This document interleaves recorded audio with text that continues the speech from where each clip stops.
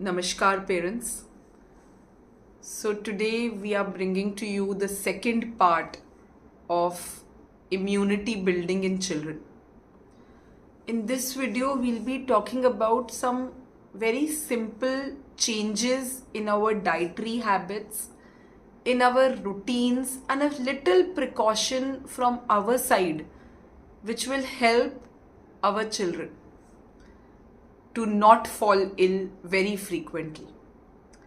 So, whenever anybody falls ill, we develop fever, right? Why does the body develop fever? Basically, whenever we are sick, the body temperature rises. The body temperature rises, that is fever, and when fever happens, it immediately activates our immune system.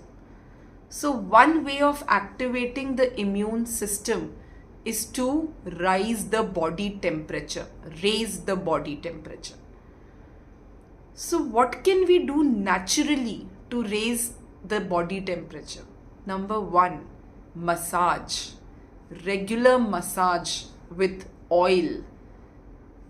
A very common practice in our region.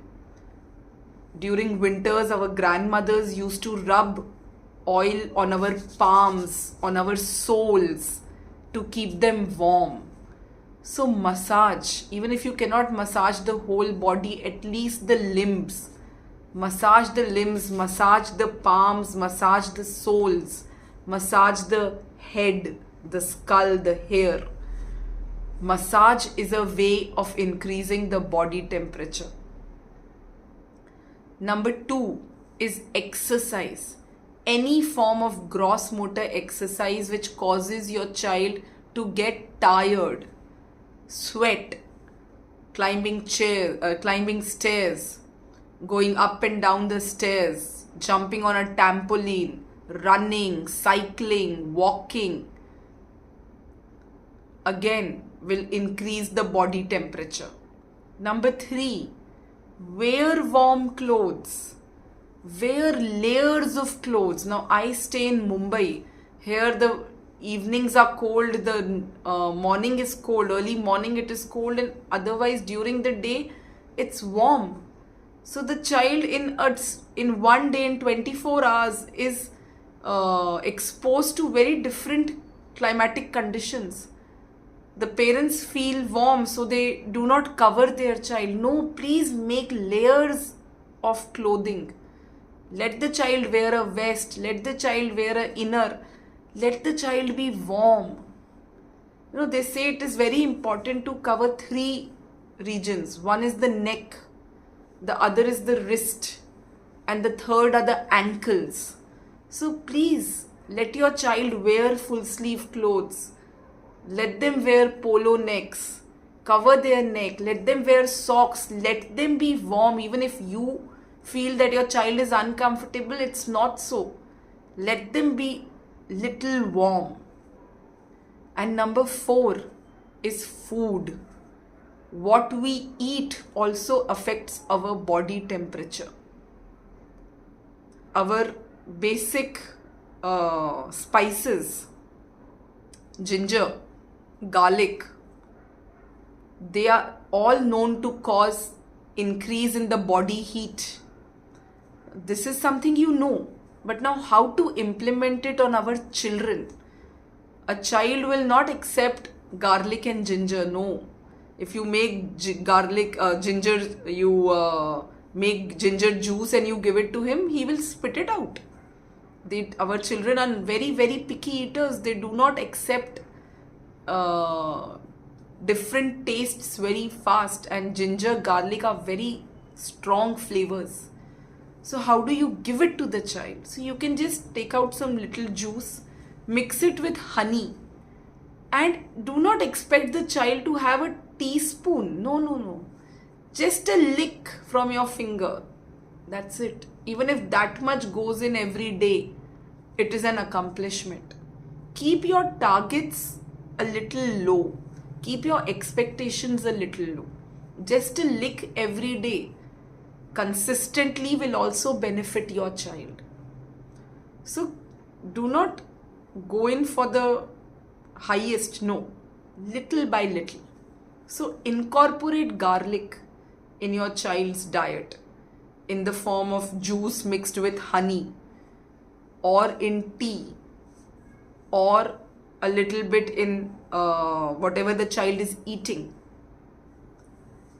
Garlic, the children do like garlic bread, they do like garlic butter.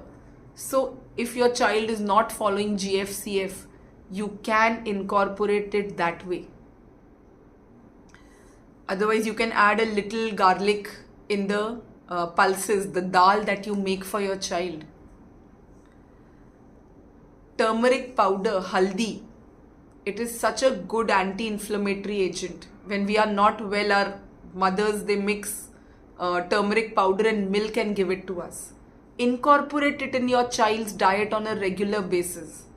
When we put it in dal, pulses, vegetables, it gets cooked. It is heated. So the effect is not that much. You can add a little turmeric powder in their curd.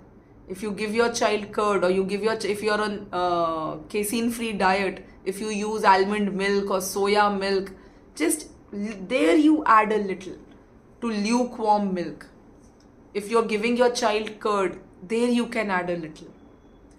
So you will have to find ways to incorporate little of this every day in your child's system.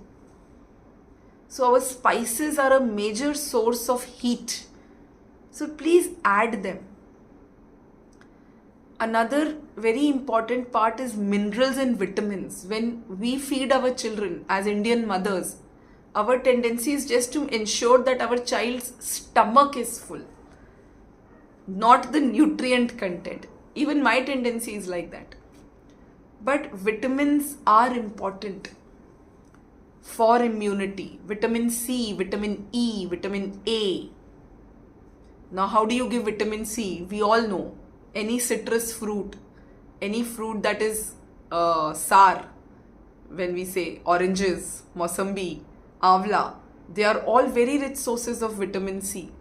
But how to feed the child? The child does not like sour taste, he will just spit it out on us.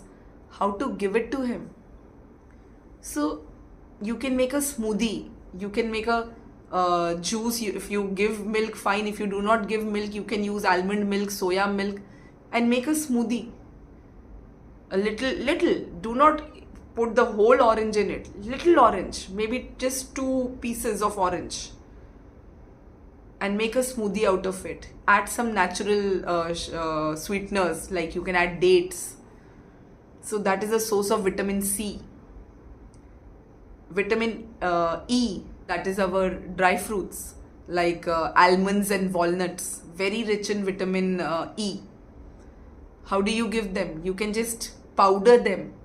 You can either add it to the smoothie, or if your child likes it in that form, you can make laddus out of it and feed it to your child.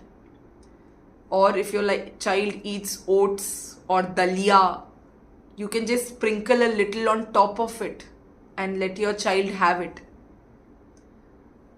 Vitamin A, our green leafy vegetables, our flax seeds, such a rich source of vitamin A. So again, flax seeds, how to give it to the child? You can just roast it, grind it, make a powder, and incorporate it in his diet. You can even add it to his the kneaded dough that you make to make chapatis or rotis. Just add a little flaxseed powder in it, just a teaspoon. The entire family can take it. Or again, you can make a smoothie. You can add little orange, you can add dry fruit powder, you can add flax seeds powder. So that smoothie is a source of such good vitamins.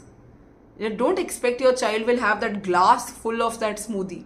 Even if he takes around 3-4 spoons, fine, accepted, something achieved. Vitamin A, there are green leafy vegetables. If your child eats vegetables, fine. Otherwise, you can make a soup. You can put it in dal, in the pulses. You can boil it along with the pulses. You can mix it with potato and make a patty sort of a thing and feed your child. So basically, mothers, you will have to, I can tell you ways. These are all ways that mothers have only told me. You are the one who are 24/7 with the child. So you know best. I cannot in any way match your expertise in feeding your child. I can just tell you that this is important. You are the best person to be able to incorporate. And please, if you have any other ideas, put it in the comment box so that other mothers can also go through and they can also take help from it, right? So spices, these sources of vitamins, extremely important. Then there are certain minerals like zinc, selenium. Again, they are present in nuts. They also do help to boost the immunity, right? Coconut oil is a very rich source of antioxidants. So give it to your child. Some amount of coconut oil, even if you do not come from that region where coconut oil is a staple, try to incorporate in your child. All the colorful vegetables and fruits that we have, papaya, kiwi, red pepper, yellow pepper, they are all very rich in minerals and vitamins. Whichever way you can incorporate it in your child's diet, please go ahead and do it. And lastly, try to incorporate one source of omega in your child, omega fatty acids. The non-vegetarian source is fish and the vegetarian source is flax seeds. Right? So flax seeds, I've told you, you can make it a powder and add it in their porridge, their dalias, their oatmeals, or else in the form of a liquid, smoothie, shake. You can give it that way. Fish you can cook and give. You spend so much on fish oil. The one bottle of fish oil is almost above 1,000 rupees. You can do it this way. So a little change from your side in their diet, little, lick by lick, drop by drop will be effective. The child will not have a spoonful, the child will not have a bowl full, the child will not have a glass full. He will have licks of it to begin with. So start so that you see results, right? And lastly, give a lot of importance to sleep. The child should sleep well, should be rested well at night. That is important. If your child is having sleep issues, I've made a full video on it. I'll share the link in the description box. Please go ahead and watch it and incorporate those ways to help your child and the family sleep better. So what is important is massage, exercise, wearing warm clothes, food, and sleep. Pay some little changes in your little precautions in your routines, in your diets, will go a long way to help your child progress. Right, parents? So please try to put it in your child's routine. Give us your tips also, what you do, how you do. Share the video, like it, subscribe to our channel, and let the Shakti spread. Vijay Bhava, Tatha Astu. Namaskar.